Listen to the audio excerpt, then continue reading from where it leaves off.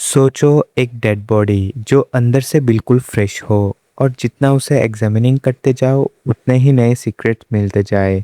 आज हम एक्सप्लेन करने वाले हैं द ऑटोप्सी ऑफ जैन डोए।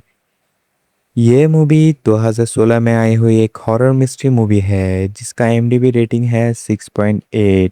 इस मूवी का डायरेक्टर है एंड्री ओवरडल।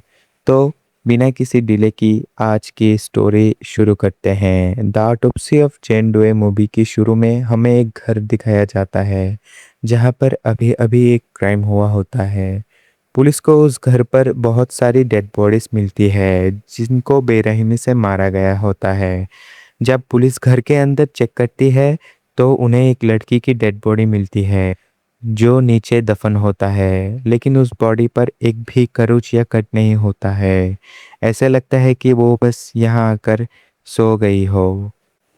पुलिस को इस लड़की की कोई आइडेंटिटी नहीं मिलती है, इसीलिए वो उसका नाम जेन डोए रख देते हैं। तभी एक ऑफिसर आकर शेरिफ को बताता है कि जो लोग मरे हुए मिले हैं वो लोग घर के अंदर आने की कोशिश नहीं कर रहे थे बल्कि घर के बाहर निकलने की कोशिश कर रहे थे। पुलिस को उस लड़की की डेथ का कोई रीज़न नहीं मिलता, इसलिए वो बॉडी ऑटोप्सी के लिए भेज देता है।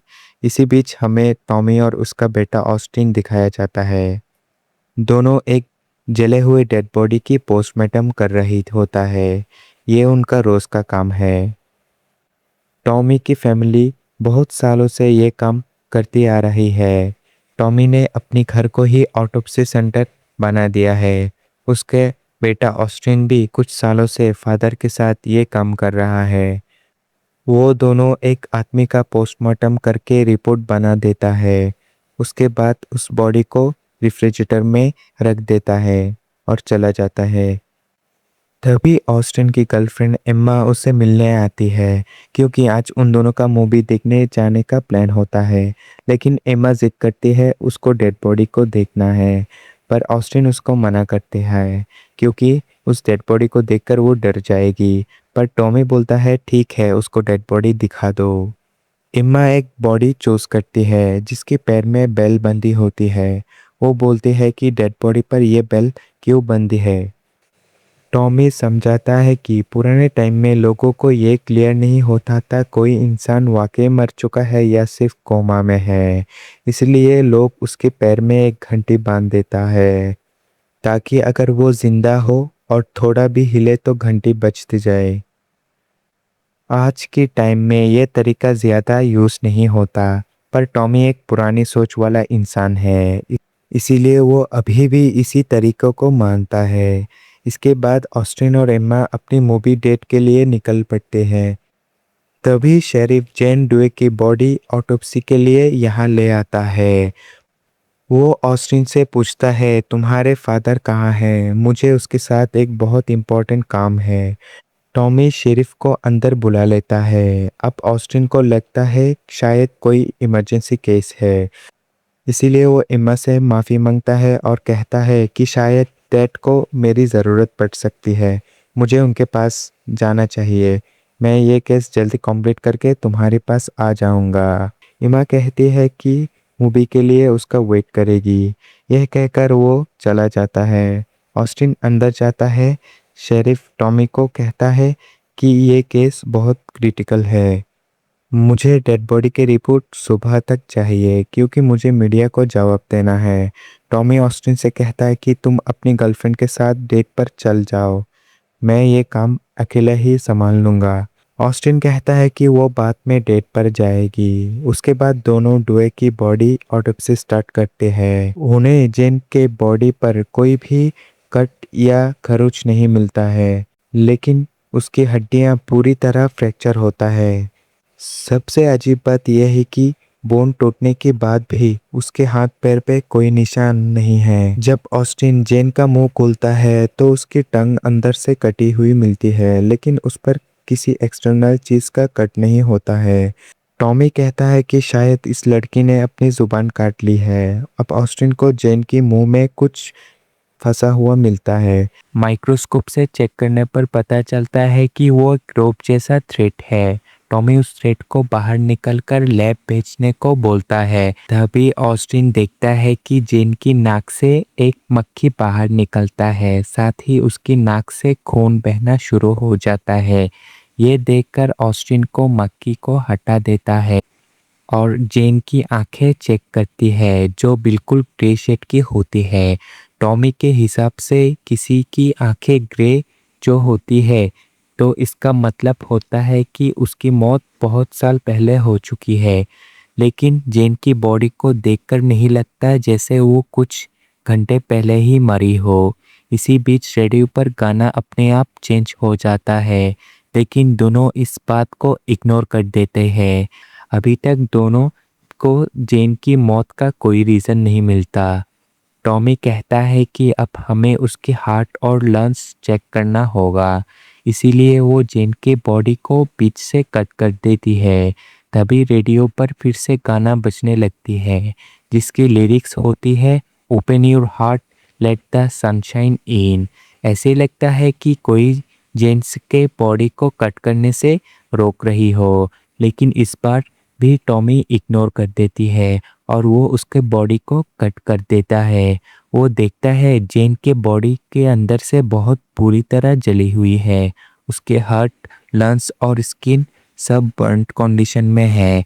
लेकिन ये कैसे पॉसिबल है? कोई इंसान अंदर से कैसे जल सकता है जब भी बाहर से बॉडी डैमेज नहीं है? ये बात टॉमी और ऑस्टिन दोनों को कन्फ्यूज कर देती है और उन्हें कुछ समझ नहीं आता है।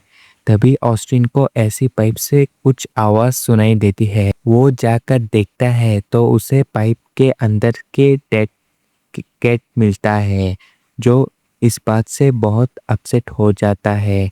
टॉमी ऑस्टिन अपनी कैट को जला देता है और वापस काम पर लग जाता है। इस बार टॉमी जेन के स्टोमच को कट करता है। उसके अंदर से एक फ्लावर मिलता है।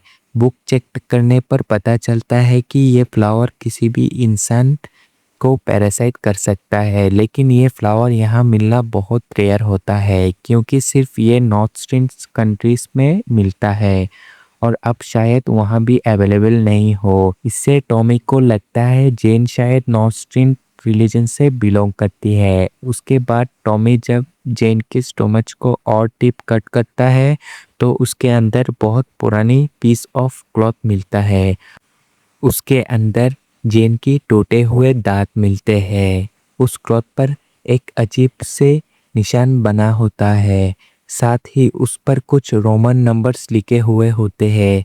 इसी बीच रेडियो पर बार बार चैनल बदलता है। ऑस्टिन को अब यहाँ एक स्ट्रेंज फीलिंग आने लगती है, इसीलिए वो अपनी डेड टॉमी को कहता है इसी और ये ऑटोप्सी हम कल सुबह करेंगे। तभी टॉमी जेन की स्किन पर कुछ अनयूजुअल नोटिस करती है। वो उसकी पूरी बॉडी की स्किन अलग कर देती है। ये देखकर दोनों हैरान रह जाता है क्योंकि वहाँ अजीब सिंबल्स उसकी पूरी स्किन पर बने होते हैं, जो उस क्लॉथ पर भी थे।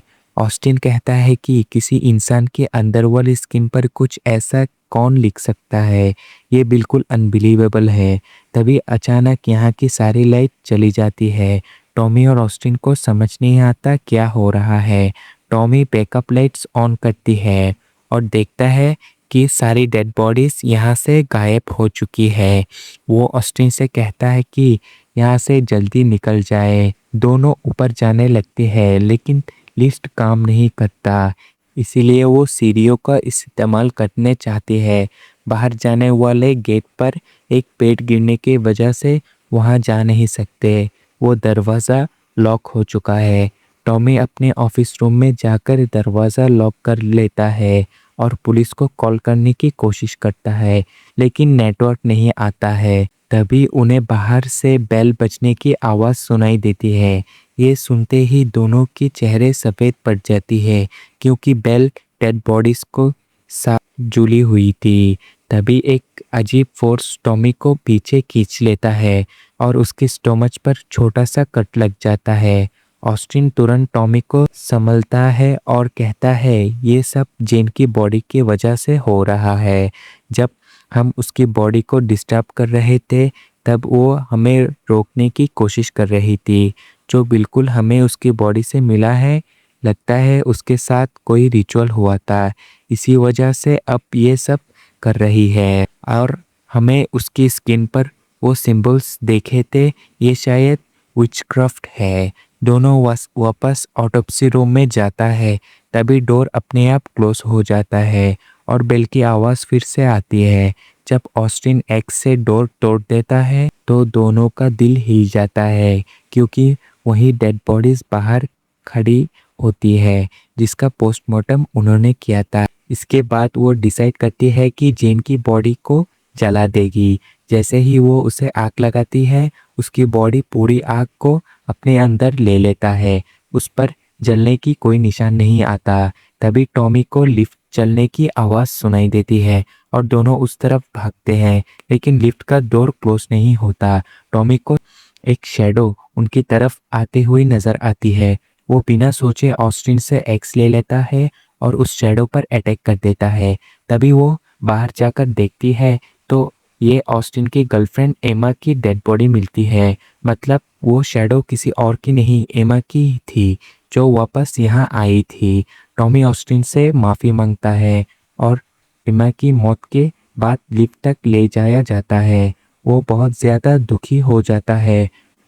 टॉमी उसे कहता है कि हमें जेन के बारे में और जानना होगा, वो कौन है और उसकी मौत का राज क्या है, वरना वो हमें भी मार देगी।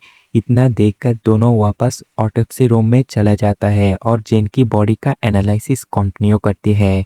इस बार वो उसका ब्रेन कट करती है और चेक करती है। टॉमी देखता है कि जेन की बॉडी की सेल्स अभी तक एक्टिव है, मतलब जेन अभी भी जिंदा है, डेड नहीं है। ये बात दोनों को बड़ा शॉक कर देती है।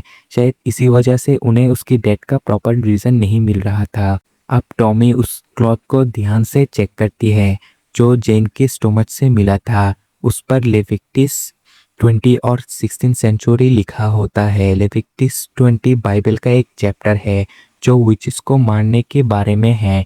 टॉमी तुरंत बाइबल को सिलेक्शन चेक करता है और उसे पता चलता है कि 16th सेंचुरी में कोई इनोसेंट लड़कियों को बिना वजह से ब्रूटली मार दिया गया था, क्योंकि उन्हें विचेस समझा जाता था। टॉमी कहता है जेन उन्हीं लड़कियों में से एक हो सकती है जो 16th सेंचुरी से अभी तक जिंदा है और वो सारी तकलीफ झेल रही है। इसी वजह से वो अब एक तरह से विच बन चुका है। जब हम उसकी बॉडी स्टोमच और ब्रेन कट कर रहे थे तब भी वो जिंदा थी और दर्द फील कर रही थी। इसीलिए वो हमसे बदला ले रही है और हमें वही पेन देने की कोशिश कर रही है जो उसने झेला।